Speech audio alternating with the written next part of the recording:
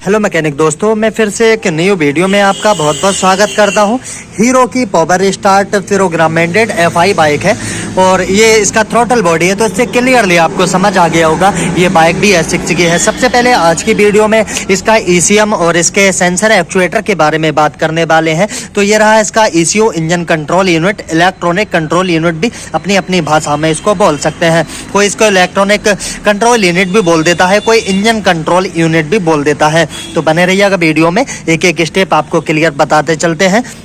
Channel पे पहली बार आए सब्सक्राइब कर लीजिएगा और बेल आइकन को प्रेस कर लीजिएगा। सबसे पहले मैं आपको बताता चलता हूं, सबसे पहले एक बात आपसे शेयर करेंगे कि जितने भी सेंसर एक्चुएटर लगे हुए हैं, आखिर ये डाटा ECM को देता कौन है। तो सबसे पहले इसी टॉपिक पे बात कर लेते हैं। तो सबसे पहले मेरा फर्स्ट टॉपिक रहेगा कि ECM डाटा किससे लेता है, कौन से सेंसर से डाटा लेता है। उसके बाद कि ECM कौन से सेंसर को डाटा देता है, उसके बारे में बात करने वाले हैं। तो सबसे पहले इसका पिकअप कॉइल का कपलर है। जैसे ही गाड़ी का इंजन को किक लगाते हैं और इसका इंजन इसका मैग्नेट जैसे ही फ्राइबील रोटेट करता है, जैसे इसका फ्राइबील घूमता है तो सीधा इसका पिकअप कॉइल ECM को डाटा देता है। समझने की कोशिश कीजिएगा, जैसे इंजन घूमेगा इसका पिकअप कॉइल सीधा इसके ECU को डाटा देगा। ECU इनसे डाटा लेगा, पिकअप कॉइल से सिर्फ डाटा इनको देगा नहीं। समझने की कोशिश कीजिएगा। तो इसकी पिकअप कॉइल भी सिर्फ ECM को डाटा देती है, ECM सिर्फ इनसे डाटा लेता है, इनको डाटा देता नहीं है। चलिए अगला स्टेप बताते चलते हैं। इंजन में लगा हुआ EOT सेंसर,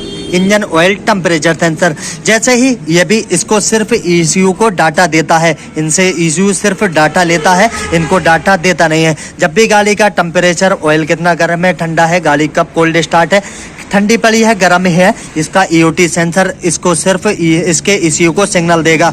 ECU सिर्फ इनसे डाटा लेता है, देता नहीं है। तो समझ गए, इंजन ऑयल टेम्परेचर सेंसर से सिर्फ डाटा लेता है, देता नहीं है। चलिए अगला स्टेप आपको बताता चलता हूँ। ये भी बताते हैं ECM कब खराब कब सही, ये भी आपको इस वीडियो में बताने वाले हैं।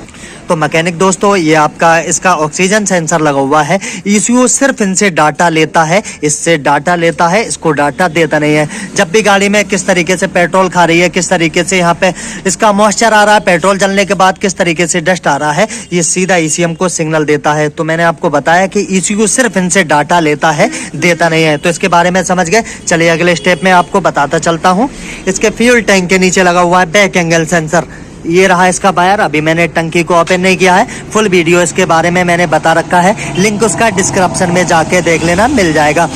तो इसका दोस्तों मैकेनिक दोस्तों, यहाँ पे बैक एंगल सेंसर लगा हुआ है। आप इस तरीके से देखेंगे तो आपको इसका कपलर देखने को मिलता होगा। तो मैं आपको बताता चलूँ, इसका बैक एंगल सेंसर से सिर्फ ECU इनसे डाटा लेता है, देता नहीं है। जब भी हमारी गाड़ी लेफ्ट या राइट जाती है, ये सीधा ECU को सिग्नल देता है। ECU इसके करंट या पेट्रोल को उस टाइम में कट कर देता है, गाड़ी ऑटोमेटिक बंद हो जाती है।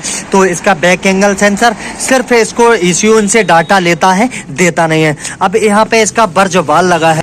तो मैकेनिक दोस्तों, यहाँ पे इसका बर्ज बाल लगा हुआ है, इससे भी सिर्फ डाटा लेता है, इसको डाटा देता नहीं है। मैं अच्छे से आपको दिखा नहीं रहा हूँ और मैंने इस पे भी वीडियो बना रखा है, लिंक डिस्क्रिप्शन में मिल जाएगा, देख लेना। तो क्या है, ECU सिर्फ इससे डाटा लेता है, देता नहीं है। तो इसके बारे में आप अच्छे से समझ गए। चलिए अगले स्टेप में इसके थ्रोटल बॉडी के पास लेके चलते हैं, उसके बारे में आपको बताते चलते हैं।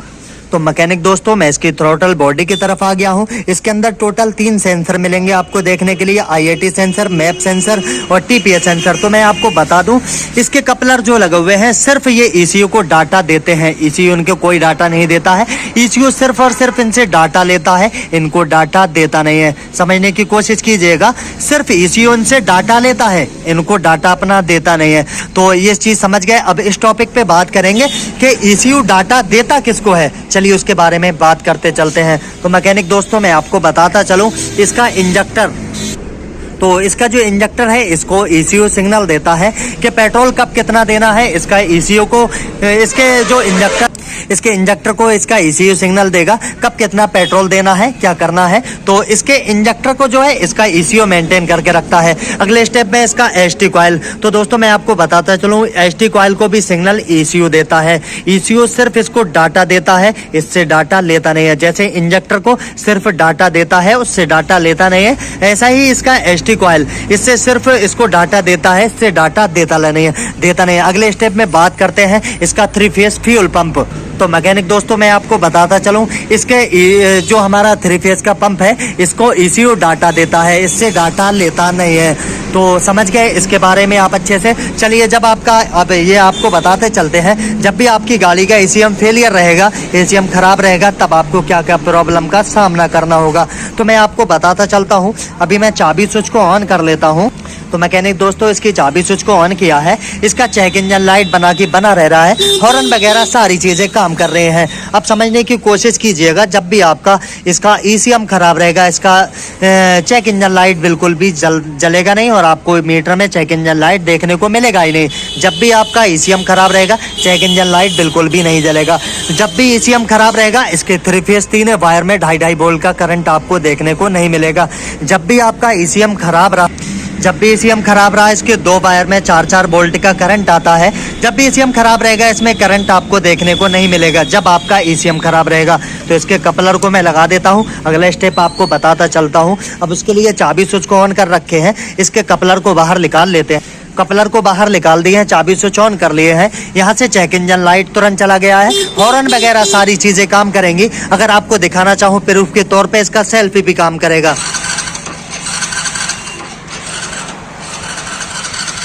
चलिए इसको बंद कर लेता हूँ, इसके कपलर को लगा देता हूँ अच्छे से।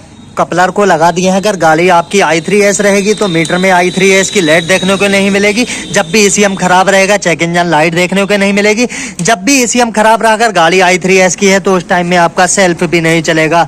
तो ये सारी चीजें दोस्तों ECM के थ्रू आती हैं। ECU एक माइंड सेट है, समझने की कोशिश कीजिएगा। ECU एक माइंड सेट है, इस तरीके से इसमें रेस्टोर करने का सिस्टम भी इसीलिए दिया है। जब इसमें कचरा, एक माइंड है इसका, जब माइंड काम नहीं करता है, कभी सेल्फ की प्रॉब्लम आती है, कभी करंट की, तो समझने की कोशिश कीजिएगा। ECU एक माइंड सेट है, जब इसका माइंड काम नहीं करेगा तब भी ये कुछ ना कुछ प्रॉब्लम आपको दिखा सकता है। क्योंकि मैंने एक कमेंट पढ़ा था, मुझे कमेंट आया था, मैंने BS6 XL 100 के बारे में एक वीडियो बनाई थी, सेल्फ नहीं ले रही थी, तो उसमें मुझे देखने को मिला था कि आखिर ऐसा क्यों हुआ, उसने गाड़ी का सेल्फ लेना क्यों छोड़ा। तो मैंने आपको बताया कि ECU एक माइंड सेट है, इसका माइंड कब कहाँ काम करेगा, कब नहीं करेगा, ब्रेन समझ लीजिए एक तरीके से। तो सिर्फ इसको इसीलिए रिस्टोर करते हैं, और इसमें जो कचरा वगैरह हो जाता है तो उसको लैपटॉप या DLC की मदद से रिस्टोर करके प्रॉब्लम को शूट आउट किया जा सकता है। तो मैंने आपको ये सारी चीजें बताई, तो उम्मीद करता हूँ वीडियो अच्छा लगा होगा। वीडियो अच्छा लगे वीडियो को लाइक शेयर कर दीजिएगा, चैनल को सब्सक्राइब कर दीजिएगा, बेल आइकन को प्रेस करना बिल्कुल भी ना भूलिएगा।